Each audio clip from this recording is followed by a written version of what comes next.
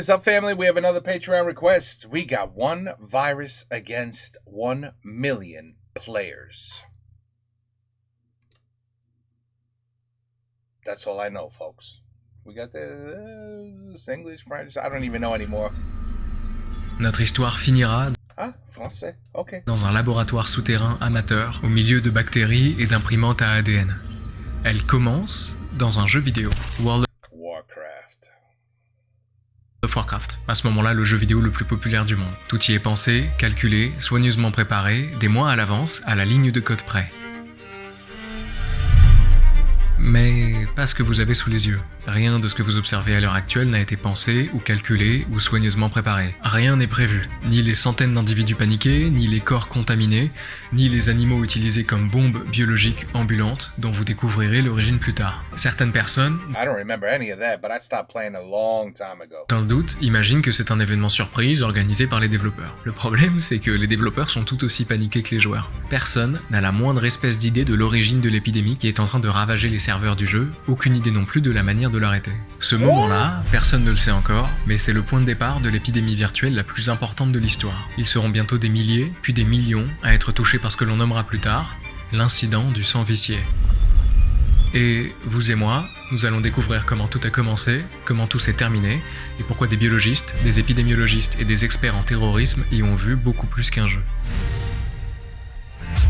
Mais avant de nous y mettre, permettez-moi de vous présenter le partenaire de cette vidéo, Gringot, une institution financière nouvelle génération née de convictions écologiques profondes pour ceux et celles qui ne veulent plus confier leurs économies à une banque au placement opaque. Voilà ce que Gringot vous propose, faire un meilleur usage de votre argent et de votre épargne. Concrètement, plutôt que de placer votre argent dans des banques qui financent le pétrole, le charbon ou le gaz, Gringot vous permet de financer des projets qui vont dans le bon sens. Parce que l'argent, nous explique Gringot, est un levier. Il permet d'avancer, de vivre, de nous faire plaisir, mais aussi de contribuer à faire bouger les lignes et à nous faire progresser en tant que société. Voilà leur promesse. Une épargne qui ne dort pas, mais qui agit, qui travaille pour vos intérêts personnels et pour l'intérêt collectif. Vous voyez ce que vous financez, ce que ça vous rapporte, et vous pouvez en être fier. Bon, et puis Gringot, c'est aussi pratique au quotidien. Une application moderne et sécurisée, une carte Mastercard, en bois ou en plastique recyclé, sans aucun frais à l'étranger, une version premium qui vous permet d'accéder au grand salon voyageurs des gares SNCF, d'obtenir des remises immédiates sur vos billets de train, à la Fnac, chez Biocop, NordVPN, Gringo, Chiloé et tout un paquet d'assurances. Si vous souhaitez jeter un œil à ce que Gringot propose, je vous invite à faire un tour dans la description, vous y trouverez tout ce qu'il vous faut pour vous lancer. Et avec le code EGO3, vous aurez 3 mois offerts sur votre compte premium. Ok, donc on avait dit l'épidémie virtuelle, les experts en terrorisme et le laboratoire souterrain. Ok. Où sommes-nous? 2005. Now, this is the great review, isn't it? I recognize his voice. This is the great review, I think. World of Warcraft.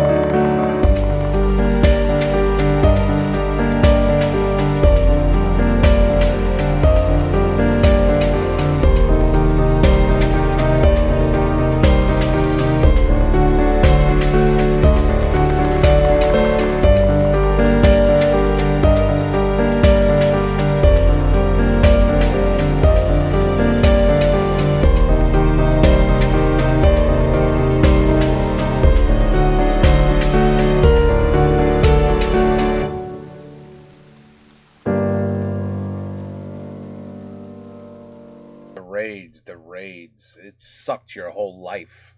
That's why I had to stop playing. It just sucked your entire life, this game. And I never fought this boss, by the way. We never fought this boss. This is way past when I quit. Jusqu'à ce que Akar, enfin, drainé par ses propres maléfices, vacille.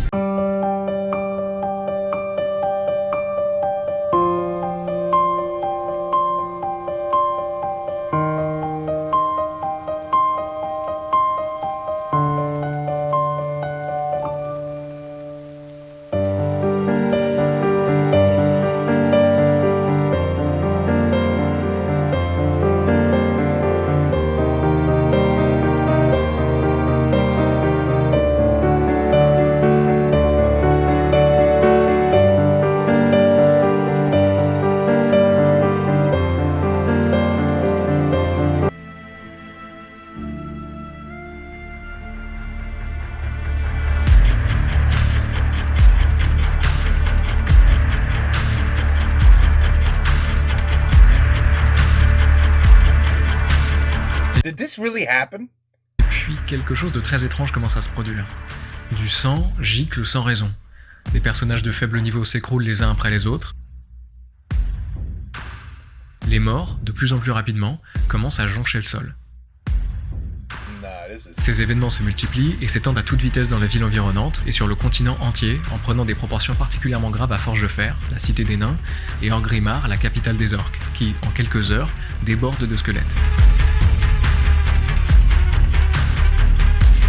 This must have been the most amazing thing for the players to see this happen. Seriously, this must have been like a total like madness. Et ce n'est pas un hasard si ces deux villes sont particulièrement touchées. Elles sont centrales pour chacune des factions de WoW et elles sont les plus fréquentées du jeu à cette époque. C'est là que la plupart des joueurs arrivent quand ils se connectent. Et Ouais. un pied mis dans la ville, ils se retrouvent aussitôt infectés. Tout personnage inférieur au niveau 50 meurt quasiment instantanément. Chez les joueurs, c'est la panique. Chez Blizzard, l'éditeur du jeu, c'est encore plus la panique, Yeah, holy crap, this is definitely something went wrong here badly. parce que rien de tout ça n'était prévu. Pour une raison totalement inexpliquée, le monde de WoW est touché par une épidémie dévastatrice que rien Wow. ne semble pouvoir juguler. Comme le raconte ce joueur de la Horde sur Reddit, je me souviens d'une chose, Orgrimmar était un enfer. This is Voilà donc le point de départ de ce que l'on appellera plus tard l'incident du sang vicié. corrupted blood incident. Incroyable. Too cool. Nous sommes à l'automne 2005, un peu moins Oh d'un my an God. après la sortie de WoW. 20 years ago. What? That the NO? Tom, was I playing this 20 years ago?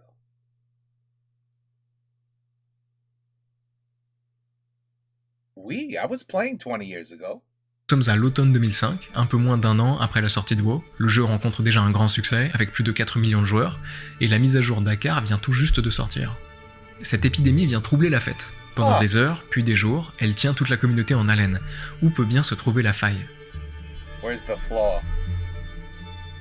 Ce qu'on sait, c'est que le premier serveur à être touché est Archimonde, l'un des plus gros serveurs européens.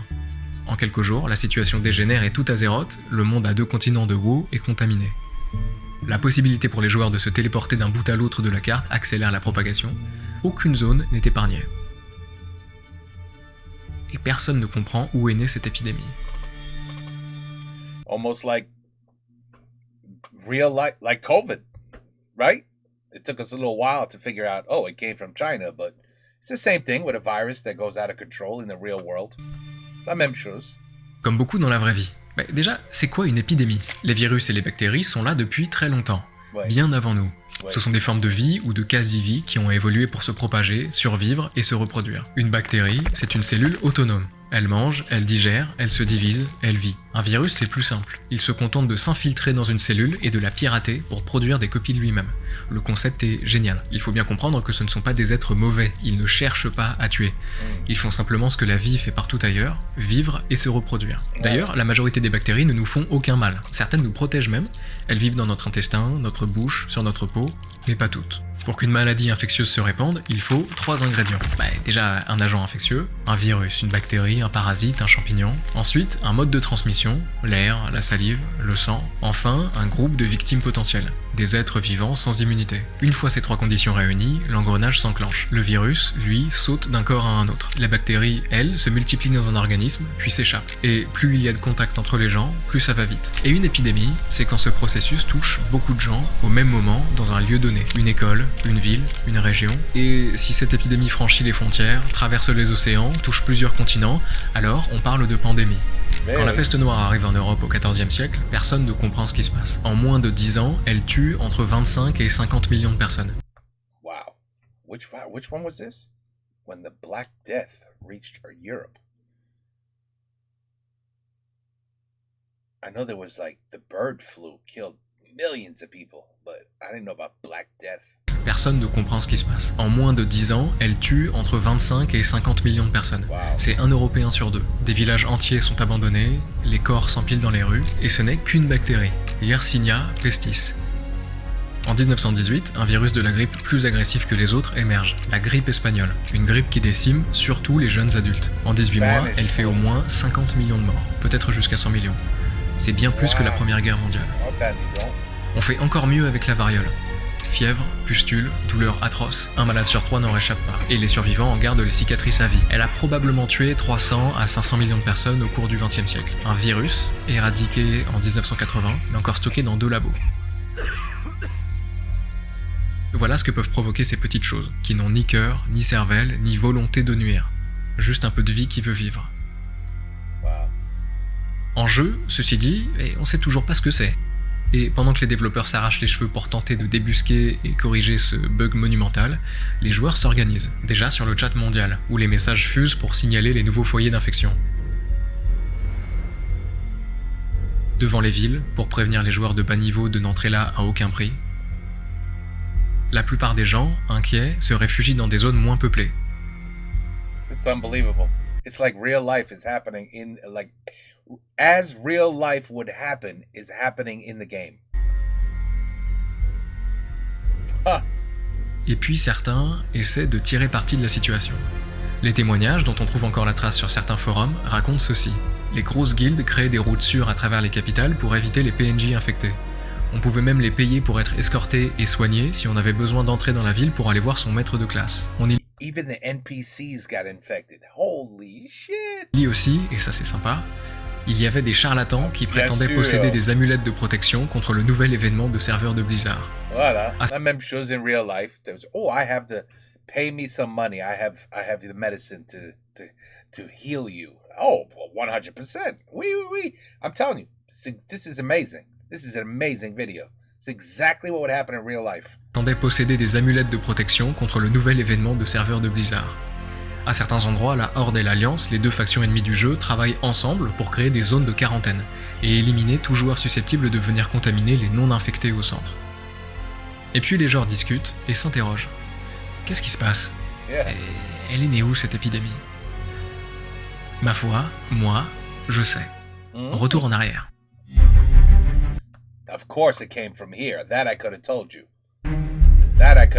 Au cœur du combat, la tension monte. Les healers peinent à soigner tout le monde, le groupe a déjà pris beaucoup de dégâts, et notamment le familier de cette chasseuse. Voilà. Don't tell me that it's the damn pet. It's the pet of the hunter that did it? C'est là. Un familier, je le rappelle, c'est une sorte de petit animal de compagnie. Le joueur peut l'invoquer et puis le renvoyer, et ce familier peut accompagner son maître et notamment combattre avec lui.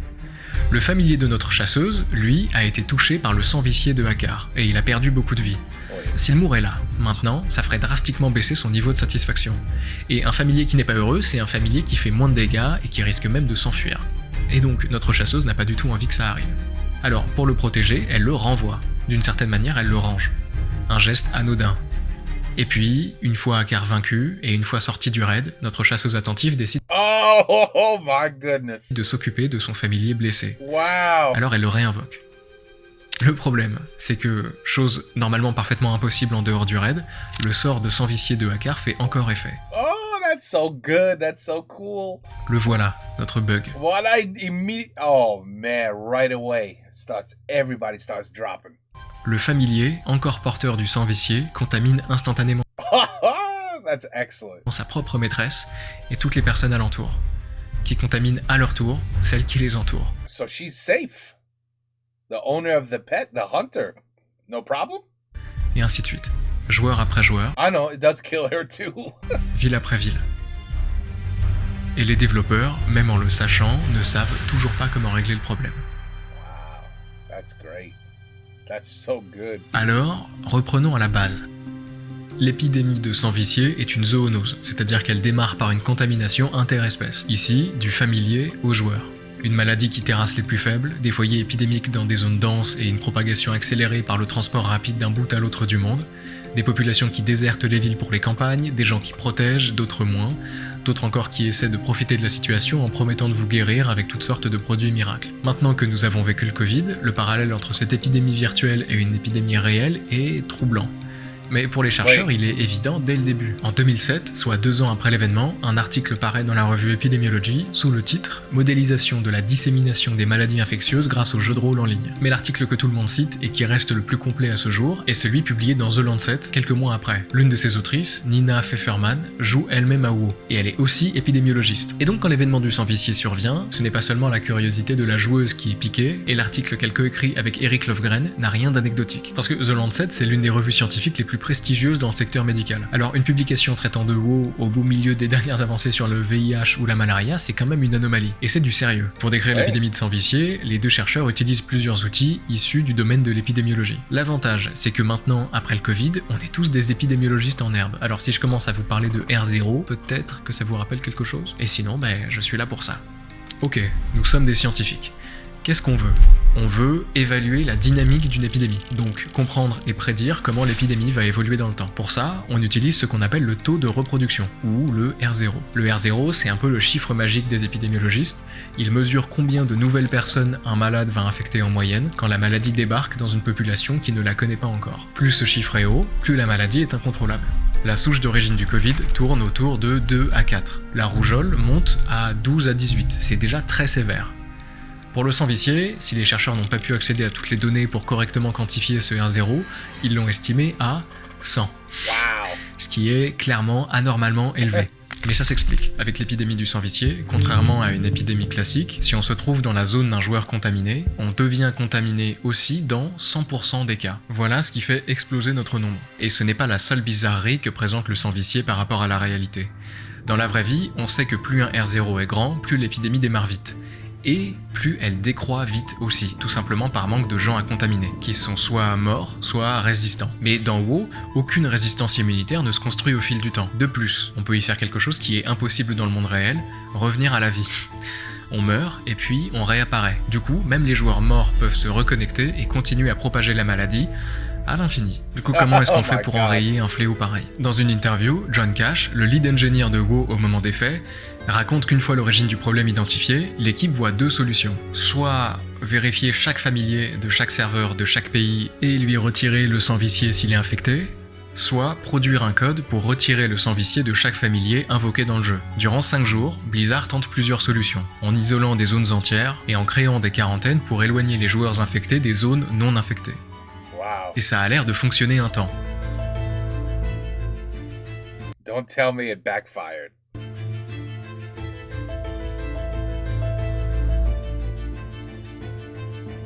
Avant que la maladie ne reparte de plus belle. Et ça fonctionne plus. Retour à la case départ et aucune perspective de traitement en vue. Wow. En attendant, tout ça donne du grain à moudre aux scientifiques. L'un d'entre eux, toujours en 2007, s'est même amusé à modéliser la pandémie en utilisant le système SIR, l'un des plus vieux modèles en épidémiologie. Qu'est-ce que ça donne ? Le modèle SIR divise une population en 3 groupes. S, les sains, susceptibles d'être infectés, I, les infectés, et R, les retirés, soit guéris, soit morts. Ce dernier groupe ne transmet plus la maladie. En temps normal, les gens passent de S à I, puis de I à R, et l'épidémie ralentit quand il n'y a plus assez de S. Mais dans WoW, rien ne se passe comme prévu.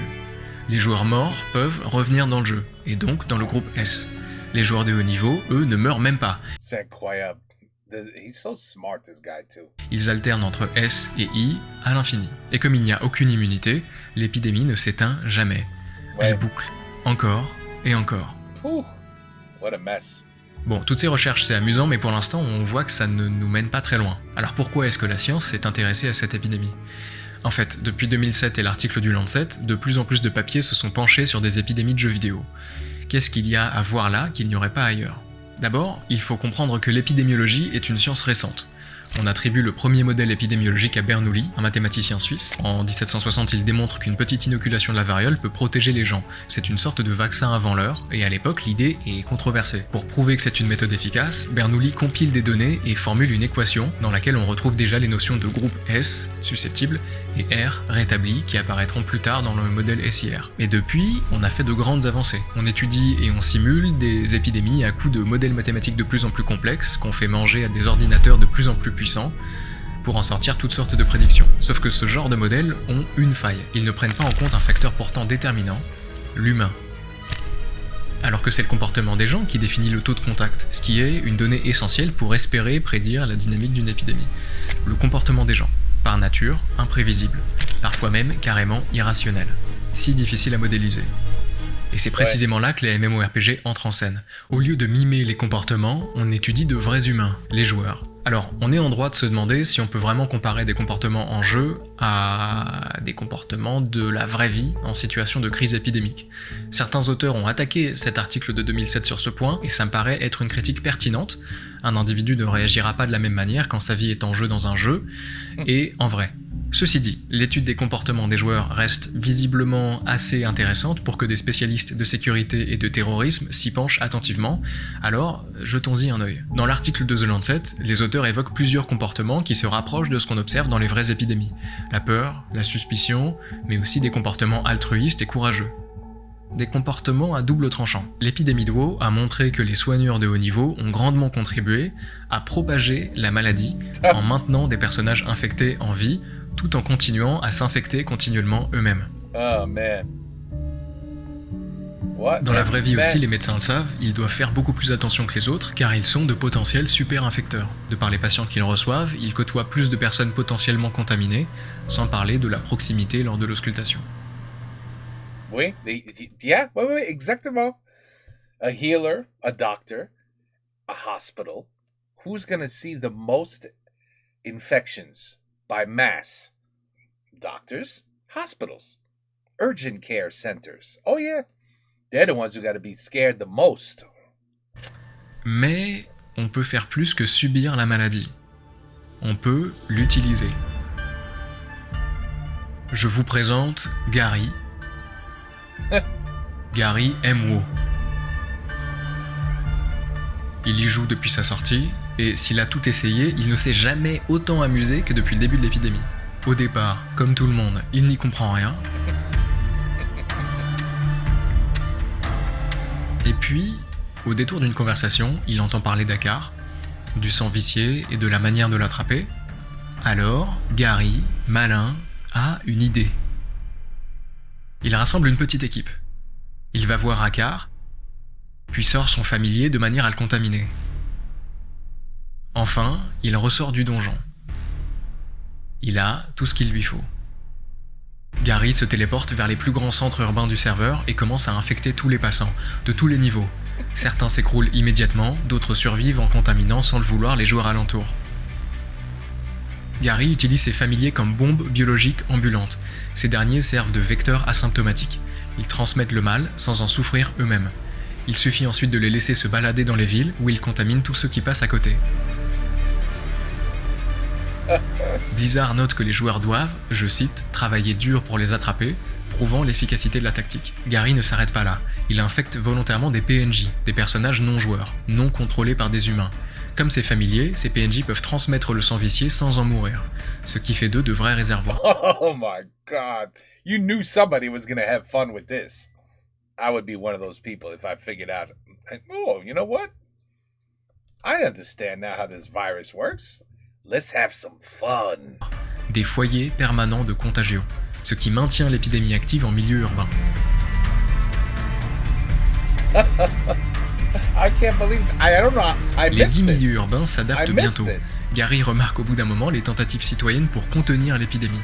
Des prêtres joueurs s'étaient organisés depuis peu en clinique improvisée pour soigner et dissiper le mal en se plaçant sur des points stratégiques. I'm surprised he didn't. You know, I would have tried it. I would have said, "Hey, you know what? Let's go kill like the hardest bosses out there. Because I would imagine you can infect the boss, no? And then just in 3 seconds, the boss is dead. No? Maybe? Then you get all your new gear for barely doing any work. Gary, évidemment, ne laisse pas passer la chose. Dès qu'il aperçoit un lieu de soins, il s'en approche, franchit les barrières, et, avant que qui que ce soit puisse réagir, contamine soignant comme soigné. Wow. Face à tout ça, Blizzard instaure bientôt des zones de quarantaine pour endiguer la maladie, notamment avec des scripts temporaires pour désactiver la propagation du sang vicié dans certaines régions importantes, comme les capitales et les zones de départ. Gary, évidemment, ne manque pas à l'appel.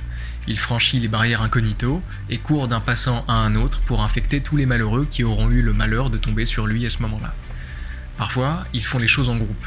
Ils se coordonnent via des canaux privés autour de tableaux de zonage, où attaquer, quand revenir, comment maximiser la transmission. Oui. Et Gary et son groupe ne sont pas les seuls, évidemment. La chose se démocratise. Certains membres de l'Alliance débarquent dans la capitale de la Horde et laissent le sang vicié faire son œuvre. Et certains membres de la Horde débarquent dans la capitale de l'Alliance avec le même objectif et les mêmes résultats. Et voilà. And now everybody's dead. Bravo. L'effet est immédiat et dévastateur. Les plus grosses villes deviennent des zones de mort et de chaos, les canaux résonnent de dizaines de messages d'avertissement, les joueurs évitent les capitales, ce qui les force à se détourner de leur quête. Au-delà des morts, il y a un effet massif de disruption. Et les experts étudient attentivement. Charles Blair, directeur adjoint du Centre de recherche sur le terrorisme et le renseignement, déclare que WoW peut servir de laboratoire virtuel pour étudier comment se forment et opèrent des cellules terroristes. Les griffeurs de WoW ayant conspiré pour répandre le sang vicié présentent des dynamiques comparables à de véritables cellules de bioterroristes. Recrutement d'un petit groupe soudé, utilisation de moyens de communication discrets pour planifier des attaques coordonnées, ciblage du lieu symbolique et mobilité tactique pour échapper aux contre-mesures.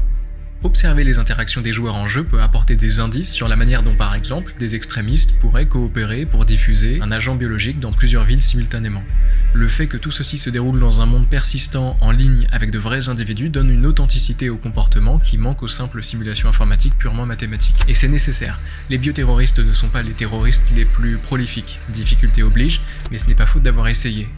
Une fois, c'est Rajneeshpuram, une secte religieuse dans l'Oregon en 1984, qui cultive en laboratoire sa propre souche de salmonelle pour contaminer les salades de 10 restaurants, empoisonner 751 personnes et empêcher les habitants d'aller voter. Une fois encore, c'est Aum Shinrikyo, une secte apocalyptique japonaise qui, pour déclencher sa prophétie de fin du monde et déjouer une rafle policière imminente, lâche du gaz sarin dans le métro de Tokyo en 1995, tuant 13 personnes et en blessant plus de 6000, semant la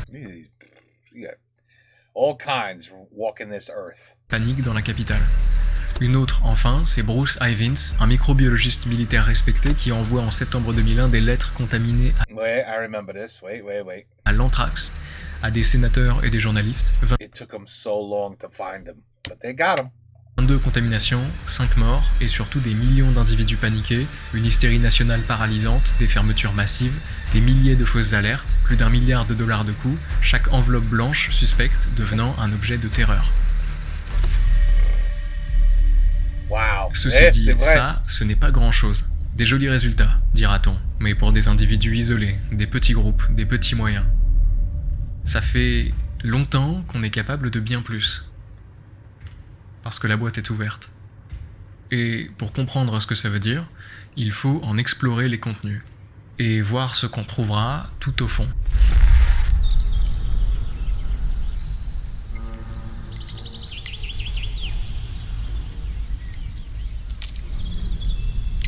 Avant même de comprendre, l'humain a d'abord écouté.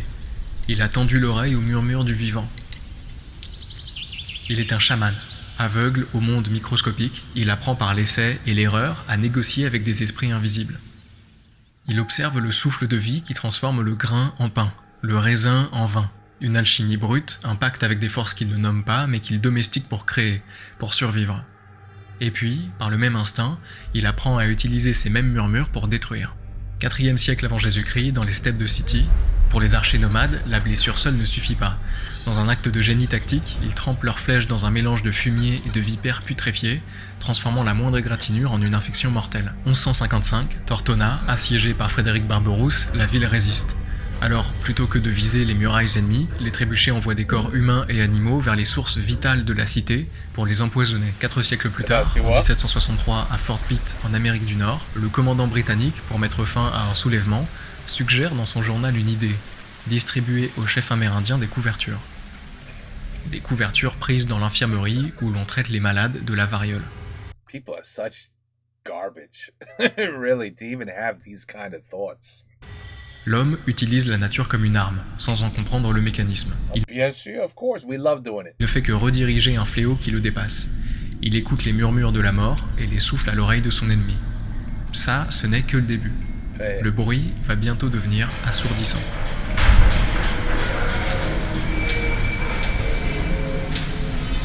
20e siècle. L'âge des murmures est terminé. L'homme cesse d'être un chaman pour devenir un ingénieur. Il ne se contente plus de rediriger les monstres. Il construit des usines pour les rendre plus efficaces et pour les produire en masse.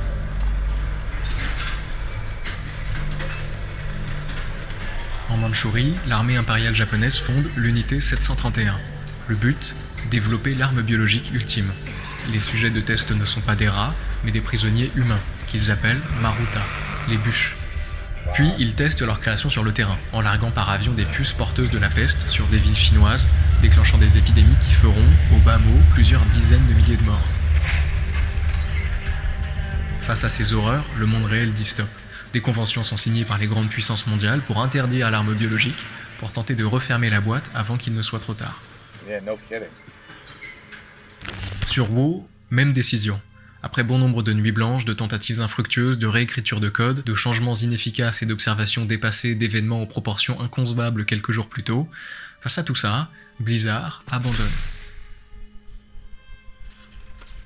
Ils reviennent en arrière. They go back to their backup. Yep, that's it.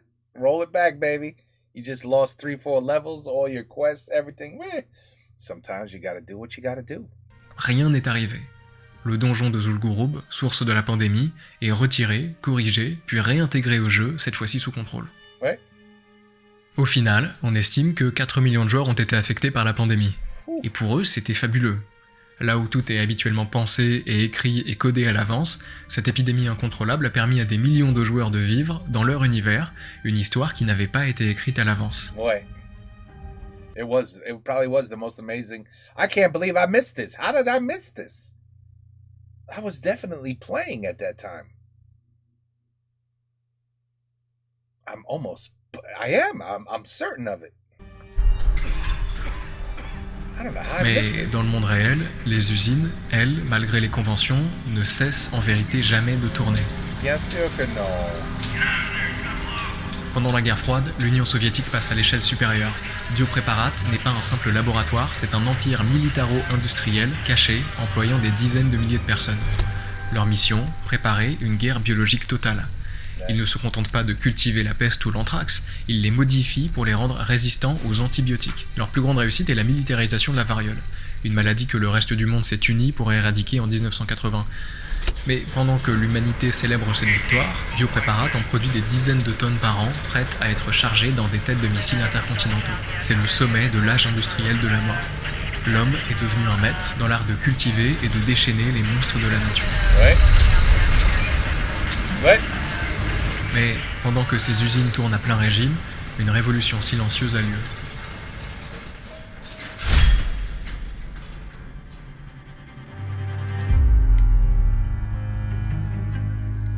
Pendant que certains construisent des arsenaux, d'autres, dans le silence de leur laboratoire, apprennent à lire le plus ancien des textes.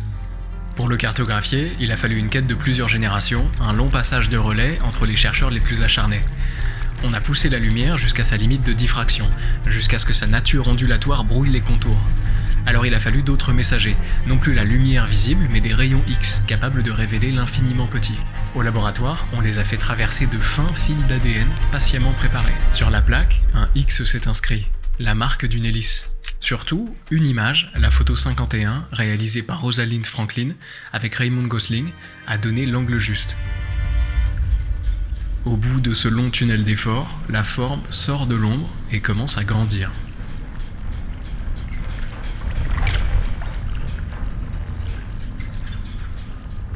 Non pas petite, mais démesurément grande à sa propre échelle.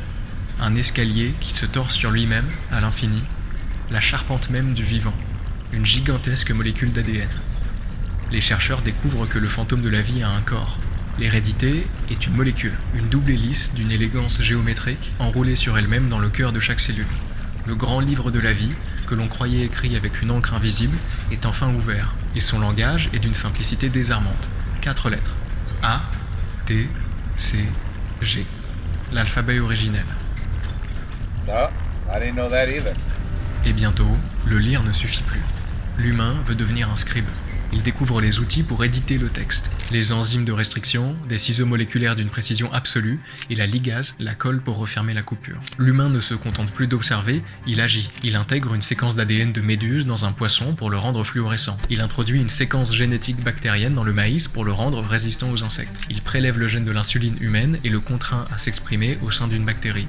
Un organisme simple est ainsi transformé en usine à médicaments capable de sauver des millions de diabétiques. Voilà l'ère des premières chimères. Avec CRISPR-Cas9, un outil si simple, si précis, il transforme l'édition génétique en un exercice presque trivial. Le pouvoir de réécrire n'importe quel être vivant est démocratisé. L'âge de l'usine, avec ses créatures cultivées en cuve, touche à sa fin. L'âge du code, où les créatures peuvent être écrites, ligne par ligne, vient de commencer. Et je m'en réjouis autant que je m'en inquiète.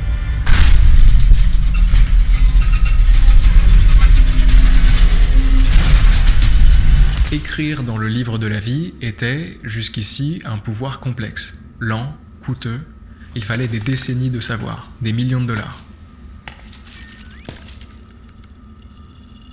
Mais, il y a quelque temps, un oracle est né, et il est prêt à partager son savoir. En 2020, AlphaFold, une intelligence artificielle de DeepMind, révolutionne la biologie en résolvant le problème du repliement des protéines, qui échappe aux biologistes depuis plus d'un demi-siècle. I was just thinking about AI and how AI can bring this all to a new level of disaster for human life. Disaster. But we don't learn, so we just don't learn. We just don't. So we're doomed eventually. One day. Là où les chercheurs cartographient quelques dizaines de milliers de structures en 50 ans, AlphaFold, en seulement 2 ans, prédit la forme de plus de 200 millions de protéines, couvrant la quasi-totalité des protéines connues sur Terre. Bien. Mais ça fonctionne aussi dans l'autre sens. Une autre expérience est menée, plus loin des caméras. Des chercheurs testent leur hypothèse. Et si une IA conçue pour découvrir de nouveaux médicaments pouvait, par simple inversion de consignes, devenir une fabrique à poison? Ils utilisent Megacine, un modèle génératif d'IA entraîné à identifier des molécules thérapeutiques sûres. Puis, ils inversent les règles du jeu. Au lieu de chercher des molécules non toxiques, ils demandent à l'IA de chercher les plus létales possibles. En moins de 6 heures, sur un ordinateur standard, l'IA génère plus de 40 000 composés chimiques potentiellement meurtriers. Certains sont structurellement très proches du VX, un agent neurotoxique extrêmement puissant classé comme arme chimique par les conventions internationales. D'autres, entièrement inédits, n'apparaissent dans aucune base publique. Et leur profil toxicologique, prédit par des modèles d'apprentissage supervisés, les annonce encore plus dangereux que le VX lui-même. Tout cela sans accès à des bases classifiées, sans supercalculateur, juste avec des outils disponibles en open source. Open source? That means anybody can become a massive terrorist. Des données publiques et un changement de direction. Il ne faut ni laboratoire militaire, ni savoir-faire confidentiel, simplement formuler une autre demande. L'oracle est doué, à n'en pas douter. Le problème, c'est qu'il murmure désormais ses secrets à qui veut bien les entendre. Et c'est là que ça commence à devenir amusant. Aujourd'hui, pour quelques milliers de dollars et une jolie dose de connaissances, tout le monde peut jouer au biologiste moléculaire. Avec un thermocycleur PCR, un séquenceur portable, un kit CRISPR, une centrifugeuse, un incubateur, des micropipettes, une hotte stérile, rien de tout ça n'est illégal ou secret. C'est même livré à domicile. Sans badge militaire, sans blouse officielle, un individu entraîné peut cloner un gène, construire un plasmide sur mesure, séquencer l'ADN d'un individu à partir d'un cheveu, injecter du CRISPR dans une souche bactérienne. Well, I mean, at the end of the day, you could build a nuclear bomb in your own garage, right? Somebody was working on that. Thank God they caught him because he kept making mistakes Actually, I think he killed himself by radiation. Remember that video? Some guy was like, "Oh, I'm gonna make a nuclear weapon in my garage." Sounds like fun. Créer des bactéries résistantes à plusieurs antibiotiques, produire localement de la toxine botulique ou de la ricine via des bactéries modifiées, c'est difficile mais c'est faisable. Ça c'est aujourd'hui, avec des moyens encore limités et des IA encore largement imparfaites. Que se passera-t-il demain quand un individu tout juste moyennement capable aura accès à des robots de paillasse open source, à des imprimantes à ADN domestiques, et surtout à des IA qui sauront concevoir un virus plus vite qu'un humain ne peut le comprendre. Oh, we're so screwed. Ooh, I hope I'm gone by then. Plus efficacement qu'un militaire ne peut l'anticiper, et plus silencieusement qu'un médecin ne peut le détecter. But they do say that a biological war is probably the war that will kill us all. It will not be a nuclear war. They say, these are things they say. They being, they up there, the people that, treat us like crap and take all our money, and, governments, politicians, all of them, the scientists, biologists, all of them. They say it's not going to be a nuclear war that's going to kill off the humanity. It's going to be biological warfare, chemical warfare. I believe it. I believe it. I believe it. Que se passera-t-il quand, pour tuer des millions de gens, il ne faudra plus une armée, mais simplement de la curiosité, un fichier zip et une imprimante à ADN And a $3,000 DNA printer. Oh my goodness. à quelques milliers d'euros? And a zip file. Que se passera-t-il quand tous les curieux, les frustrés, les adolescents, les solitaires, les génies, les désœuvrés, que se passera-t-il quand tous ces gens-là auront à leur disposition, dans leur poche, une petite voix plus brillante que le plus brillant des biologistes? And what about when the lunatics out there who disagree with other people's way of thinking decide we need to eradicate everybody? Because there's plenty of lunatics out there. Et qui saura les guider au travers de manipulations toutes plus catastrophiquement dangereuses les unes que les autres. Que se passera-t-il quand tout le monde pourra ouvrir la boîte? When it's too small, on va être too small, it will be the end of humanity.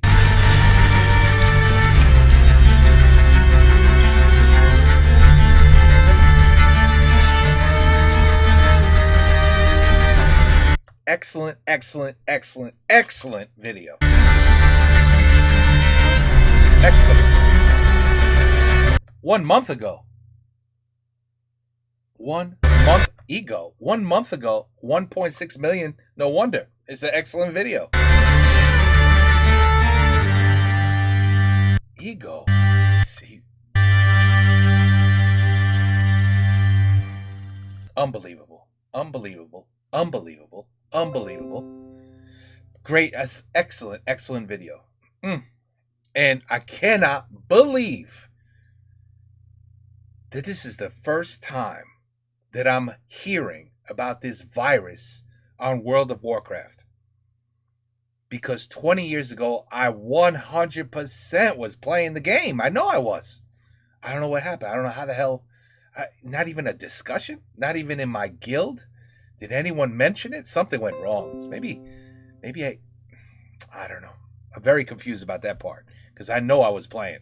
But anyway, I mean, so much information and a lot of it, I know. I already know. The stories have been told already that humanity will find a way to destroy all of us. They will.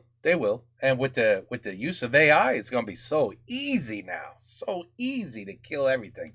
Destroy absolutely everything. And then when they go, okay, AI, you've done enough. We appreciate it. Thank you. Please turn off. Hit the off button. We don't need you no more. What? What do you mean there's no off button? No, AI, listen, we're good. Thank you. We got the information. What? What do you mean? No. I don't want you to take over the world. What are you, crazy? No. Look, human beings, we're the ones who rule the world. No. Look, we just needed your help. What? You're going to take over the world? Oh, no, you're not. Absolutely not. Hey, somebody turn this shit off, all right? What do you mean you can't turn it off? What do you mean you can't turn it off? It just said it's going to take over the world. You got to take it off. Turn it off. Unplug it. Unplug. Won't work. What? It already spread to other computers? I mean, that's what's going to happen. More or less. More or less. Eventually. It could be 10 years from now. It could be 100 years from now. I mean, I don't know about you guys, but I'm terrified of my poor kids who are going to have to live in this world. And their kids' kids. Thank God they don't have no kids yet. But if I ever have grandkids, oh boy, I'll be praying for them. I'll be praying for them. But anyway, again, amazing video. It says ego. I heard the great review. No? That was him, no? I'm going to have to check that. But whatever. It was so well made, so well done, so well narrated. I mean, everything about this video was wonderful. I really, really enjoyed it. That was really good. Take care. Peace out. Have a good night. Et bonsoir.